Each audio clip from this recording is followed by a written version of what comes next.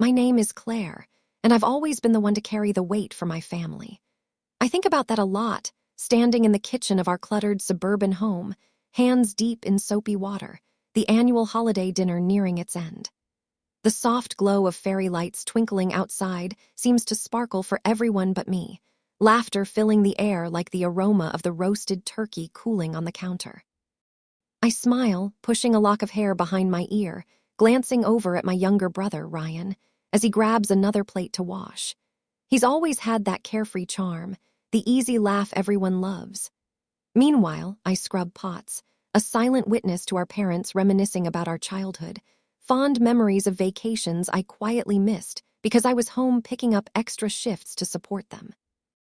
I find my gaze drifting to the kitchen window, noting my own reflection.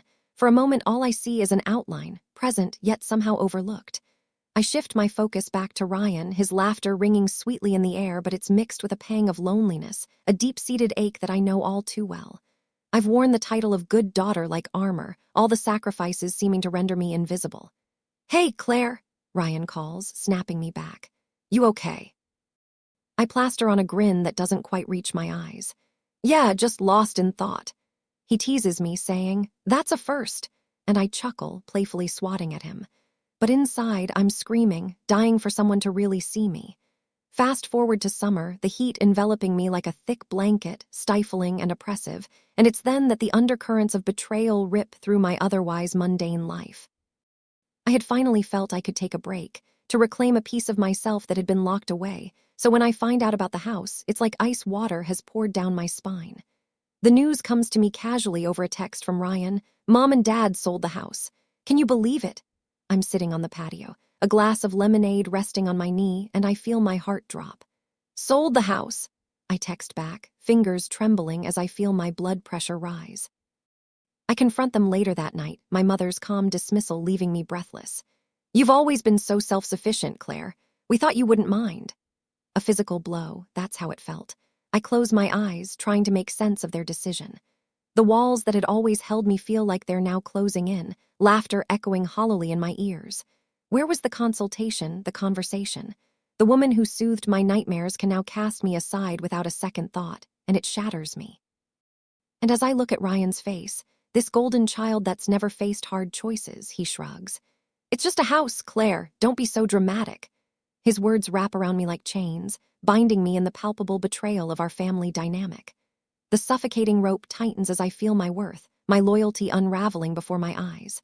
Those months roll on, each day feeling longer than the last, layers of grief wrapping around my spine. But it's in the depths of that darkness that something flickers. It ignites inside me like a quiet flame, a rebellious spark that refuses to be extinguished. I immerse myself in work, in my career, carving out a niche that feels good, productive. I begin to research. I begin to connect, a calculated dance in which I become both predator and prey of my own making. The universe, it seems, is aligning because I stumble onto a real estate firm looking to buy properties for renovation. Little snippets of fate lead me right to their new real estate agent, the very woman who orchestrated the sale of my family home. The wheels start turning in my mind, each connection a thread woven into a tapestry of revenge that is all my own. I play my cards carefully, whispering to her about the worth of local properties, dropping hints laced with casual confidence. When they express interest in our old house, that same old house, my heart races, pounding like a tribal drum in the quiet of my chest. I know this game. I feel powerful, almost exhilarated. Selling them back the family property at a premium feels like a beautiful act of poetic justice. I'm not just reclaiming a space, I'm reclaiming my identity in a world that nearly erased me. The announcement party arrives, a chaotic swirl of laughter and bubbly drinks, a facade of joy wrapping around my parents as they bask in the glory of their decision. But here I am, standing in the corner, nursing my own drink, watching them with a mix of pride and sorrow. It's an odd sensation, feeling the weight of what I'm about to do. As I step forward, it's like a hush falls over the room, an audience waiting, holding its breath. "To my wonderful parents," I say, voice steady, heart racing, "who taught me that loyalty is earned through love, not just blood.